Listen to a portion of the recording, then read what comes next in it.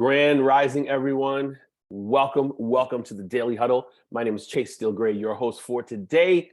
And as always, I'm excited to be here because we are inserting concepts into minds, getting together with ones we love, and just, beginning the day the best possible way that we can. What is better than that? I do not know. Well, before we get into our amazing talk today, one of my great friends that's been with us before in the Daily Huddle, I got a little joke to tell you. It's actually a little statement, but I think you'll find it very, very entertaining. So the statement is, a recent study shows that women who carry a little extra weight live longer than the men who mention it. Roll that tape.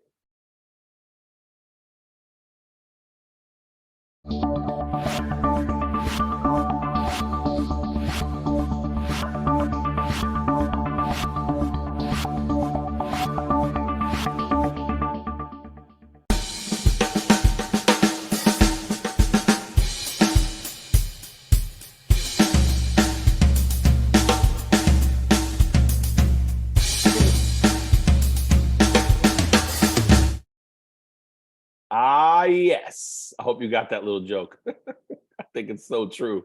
So true. Watch your mouth. Watch your mouth. Grand Rising once again. Welcome to the Daily Huddle. My name is Chase Steele Greye. I saw my man Gio come on in here, which is great. I hope everybody's beginning this wonderful Independence Day with the people you love, doing what you love to do. I'm definitely starting my day doing what I love to do, which is being right here on the Daily Huddle. So before we start, I'm going to reach out to a couple people. I see my man right there, Stan the man. I'm going to start out with Stan. Stan, how are you? And who will you hug today? Hey, I am creative. Oh, wow. All right. Because I am, as I say I am. That is and correct.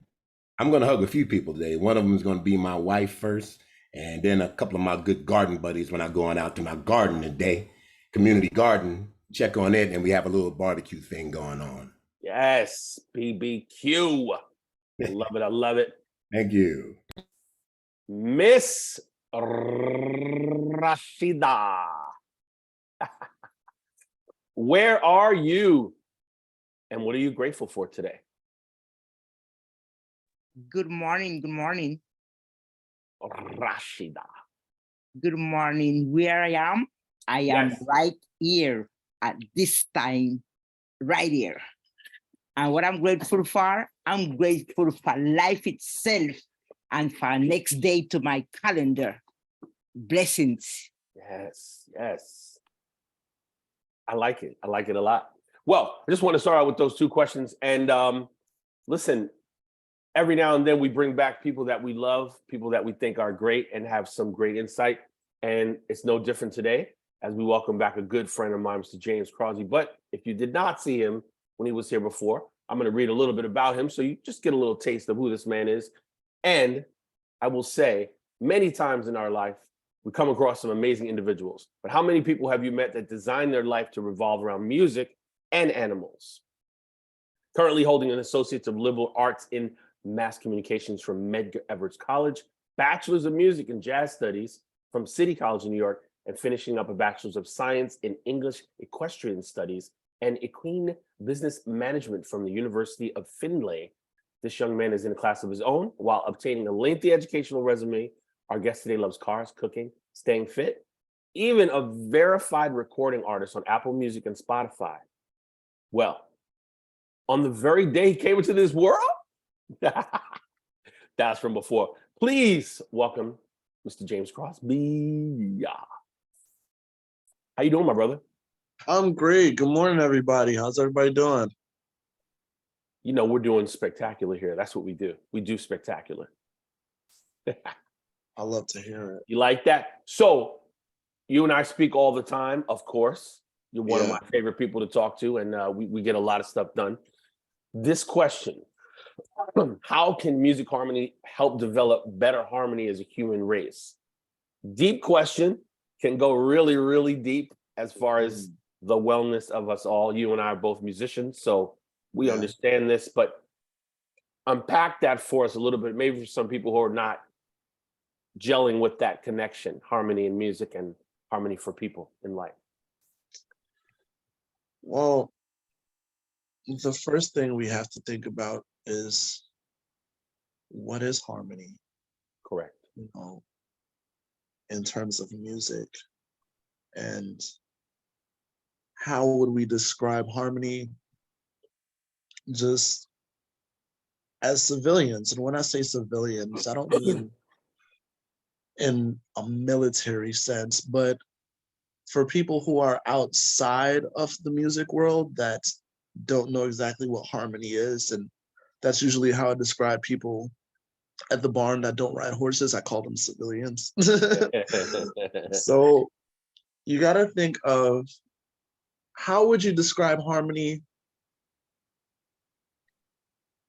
in a musical way, and how would you describe harmony in layman's terms? So, and I want to just put out a disclaimer. When I talk about the topic today, I'm going to be using a lot of music terms, but I'm going to use them in a way where you'll be able to get what I'm talking about without having a collegiate music education like Chase and I.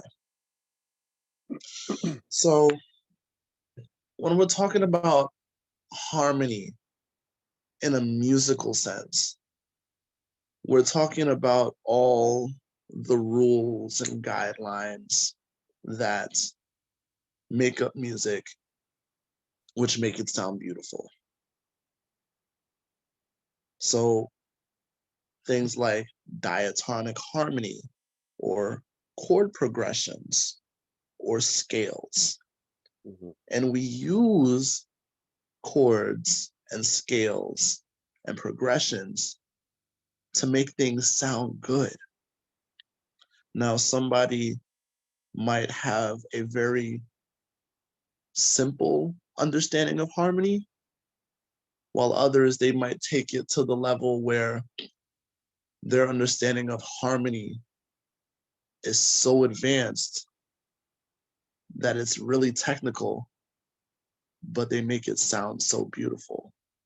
Now, don't get me wrong, both of these levels of harmony sound good, but there's still like varying levels of complexity. So that's what I mean when I talk about a musical sense of harmony. Now, if we're talking about harmony as a human race, that's just little things like getting along with each other, being able to relate to one another without conflict, and being able to accomplish things in a very simplistic and loving way where we're not tearing each other down. So now that we've established a definition, a concrete definition that we as a group here on this daily huddle can go together with in terms of a definition for musical harmony and for harmony as a human race, I think it's time that we just hit a few points on how we can connect the two, how we can connect our definition of musical harmony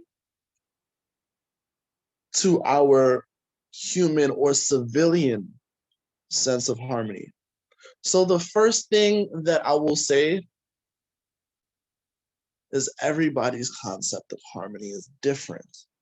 And one way that I realized that is when I came to the University of Findlay. Even though I came here to ride horses, I was still blessed to find a place where I could still play bass guitar.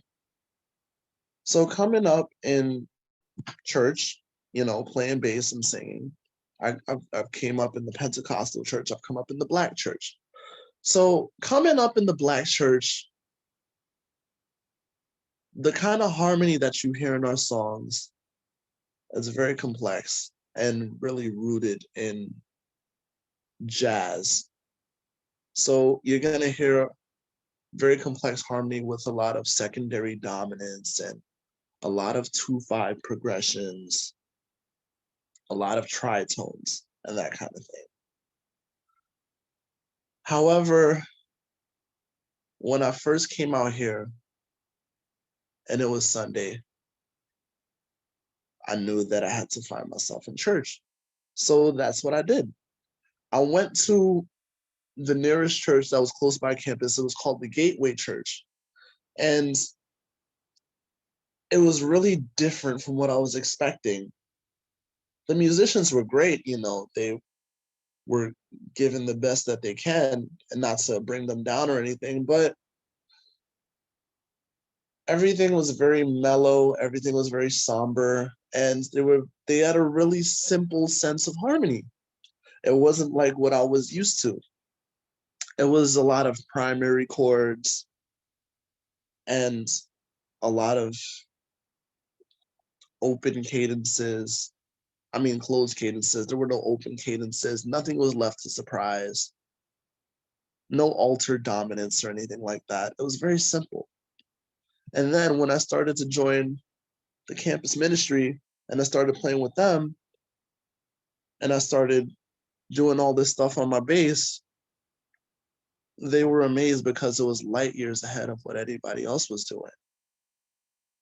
So when I tried to make suggestions like, hey guys, can we do this? You know, not to be a know-it-all or anything. I was just trying to extend my concept of harmony, and I was just trying to relate to them, like where I was coming from. But out here, they're not used to what I'm used to. Their concept of harmony is stuff like Hillsong and Ben Rector. I don't know if you guys know who that is, but maybe you do. But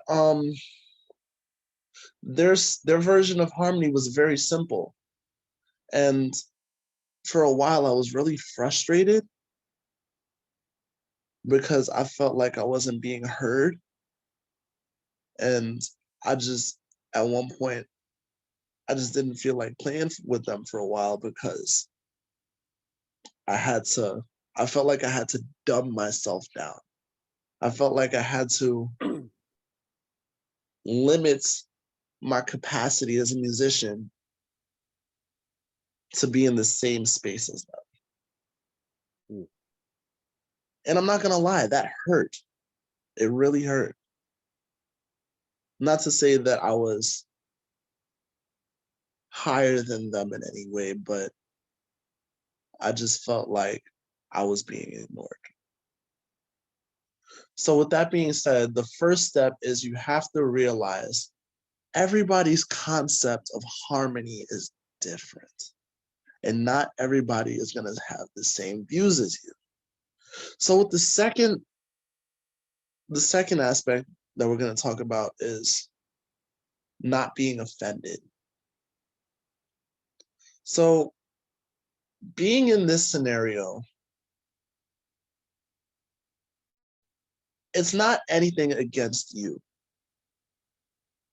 If somebody doesn't speak the same language as you musically or emotionally, that's okay.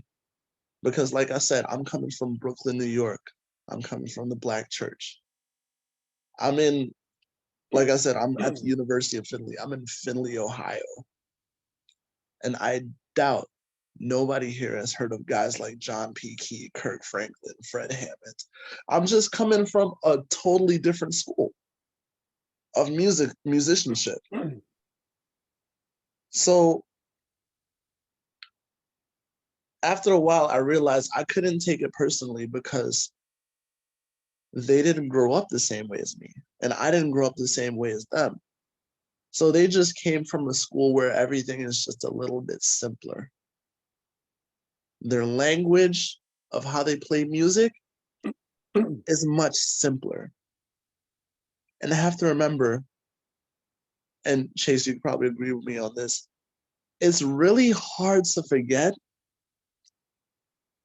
that not everybody has a bachelor's in music. Like, when I was in music school, I'd really be going on the train. I'd be going home, you know, really, really sad that, you know, I really messed up that walking bass line. And I was like, you know what? Man, I bet that guy on the train, you know, like with the book bag on his back, he could probably play 2/5s better than me. But then you got to remember, not everybody is a musician major. Not everybody's a music major. So coming out here, I had to remember, not everybody has the same set of skills as me. And not everybody is going to do things as complex as me out here. I want to So interject for 1 second. Sorry to interrupt you. Way back when you were talking, or a little bit back when you were talking about the two levels, the person who's coming in at a high level and the person who's playing a more rudimentary basic thing. In your opinion, how do I ask this? Who benefits more in a given situation? The person who's at a higher level, who wants to be patient and learn how to connect with the person who's not at their level, or the person who's not at the level who wants to learn from the person who's at the higher level?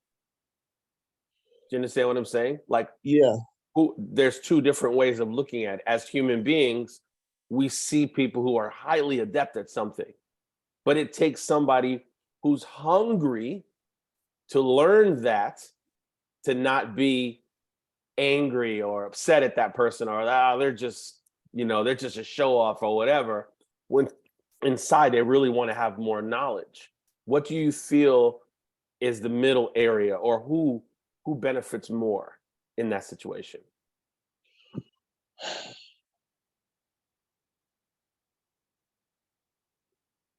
I would say I benefited more, Okay.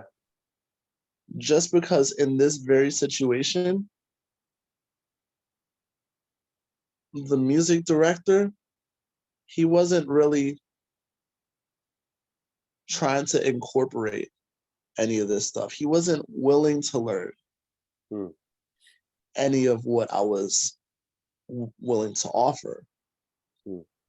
Not because he just didn't care, but because his agenda was getting more students involved in this activity. And he wanted to keep it simple so that, you know, he wanted to keep the repertoire simple so that it didn't intimidate, you know, non-musicians, Right. students who are trying to come in to this part of campus. So because of that, he felt like he couldn't bring in the amount of complexity that I was willing to offer. So with that being said, I feel like I was able to learn more because from a mental standpoint, I realized that if I wanted to be a part of this, I had to come down. See, that's the part I want to stop you at right there. That's what I'm saying right there. So when we're talking about interaction between two people, let's take the music away for a second. We're out on the street, or we're in a seminar, or we're in a restaurant, whatever the case may be. And we've all been in this situation, right?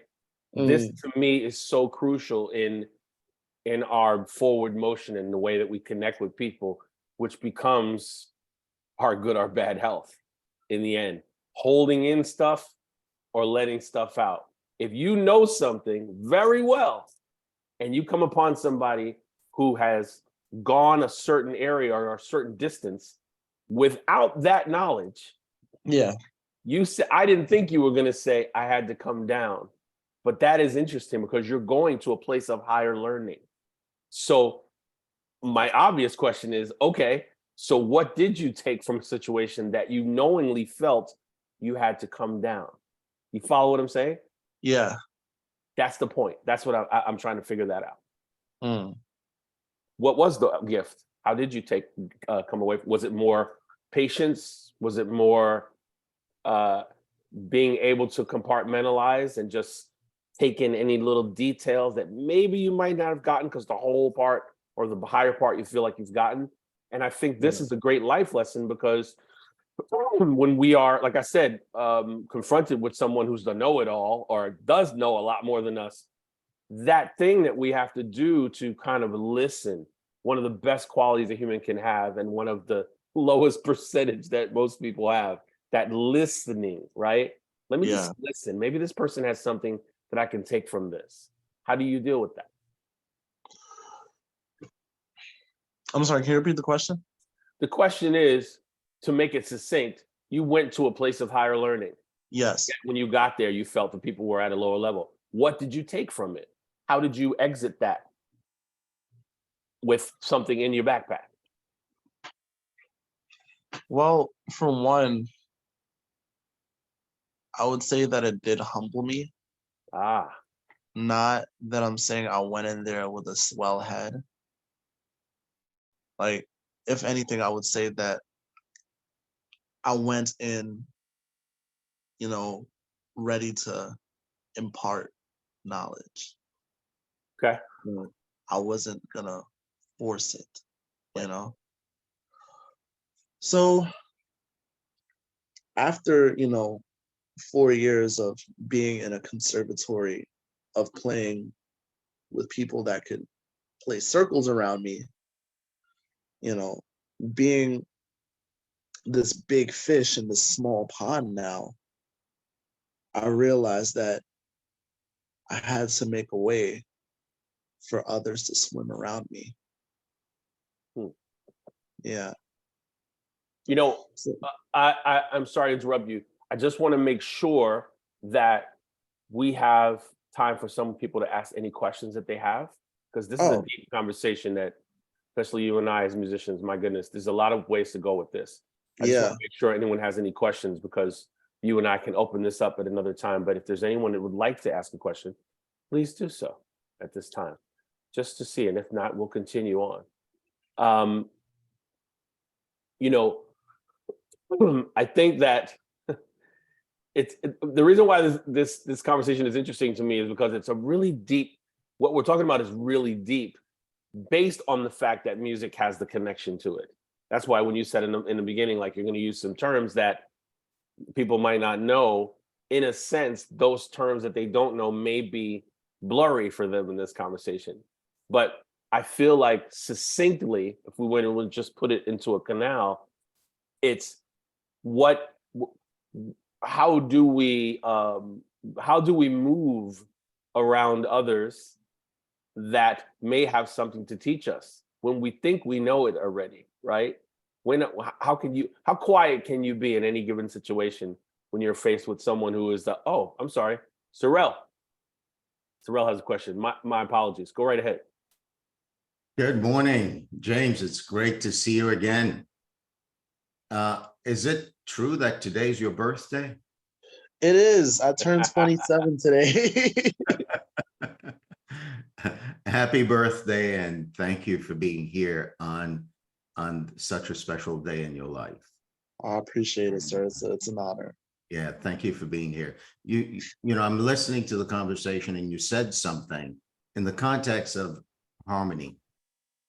There's something about music that's available to anyone who will embrace it, take it, play with it, practice it, and all that. So music, whether it's two simple chords, C or G, or the symphony, the symphony, right?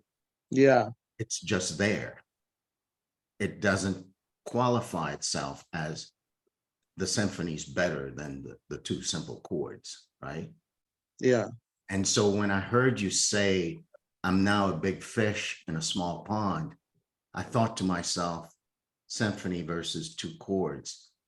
Is there such a thing really as a big fish in a small pond, or even a small pond or a big pond when it comes to the harmony you're talking about?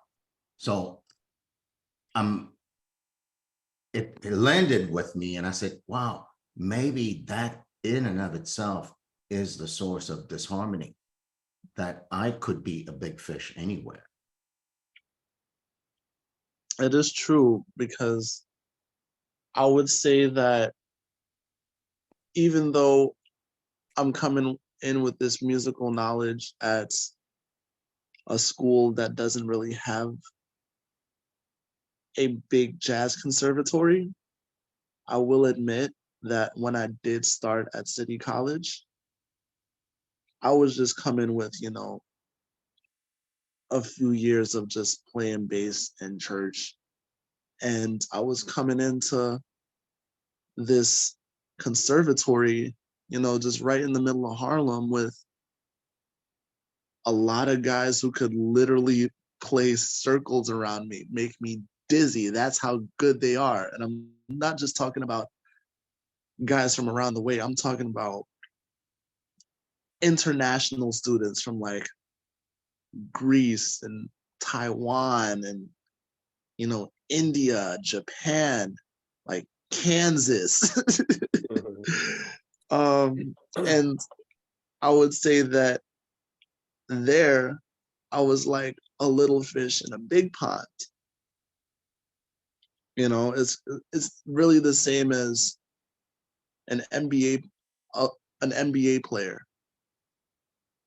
Like when you're in the league, you're just coming in, you're like a role player, dropping like maybe 10 points a game.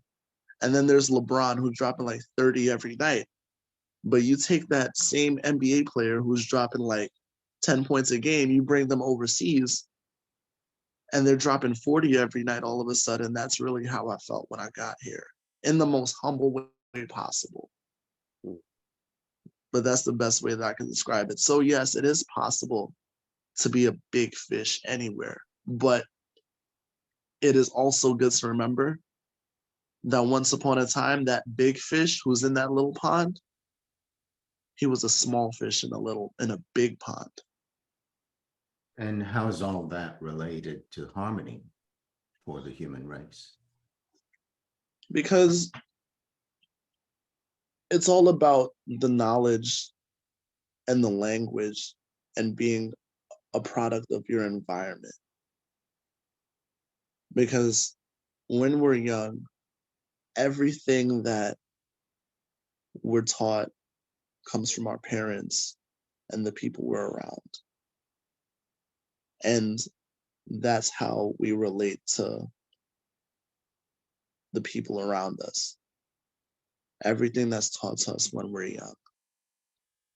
So our ideology, like whether it be like religion, like what we identify as, and anything else under the sun that we believe, it comes from being that small fish in this big pond, this big community. So as we grow older and we accumulate all this information and all this knowledge from the environment that we're born into, and we go somewhere else where they might not have the same resources, and they might have less than us, that's where the harmony comes in, because they're coming from a whole different school from you, a whole different way of life, and you're choosing to go there. And you have to find a way to relate to them, to relate to this new way of life that you've never heard of before. So that's where the harmony comes in, so that you become more comfortable being in this new pond. Thank you, James. Okay. It's deep, man. You're a deep brother. Your speech is slow today. You're really like digging into this concept, which is interesting. Let me see if we have any more questions. We're about to be out of time. Thank you for that question, Sorrel. Anyone else? No? I didn't want to miss anyone. So there's someone we oh, may Cece. acknowledge. Cece, come on in. Hey, I just want to acknowledge the conversation and thank you so much for being so transparent and insightful. as well as happy birthday to, who's that, James? James. Thank you, and I pass. Thank you so much.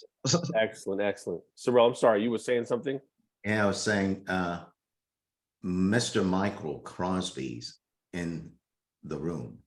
And Oh, that's my dad. I believe we should acknowledge him.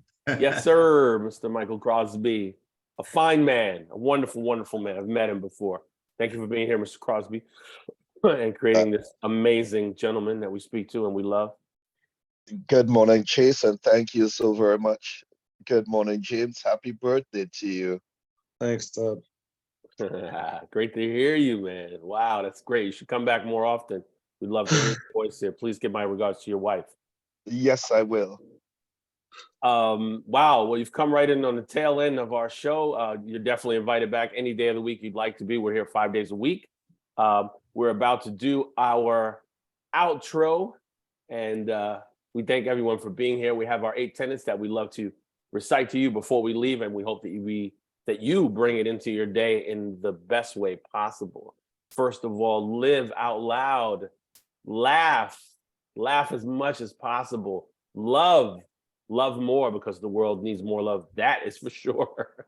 We want you to move your body intentionally every day as much as possible. Sleep, more sleep than you could possibly wonder about, right? More than you're getting now, 5 to 8 hours, 6 to 8 hours, right?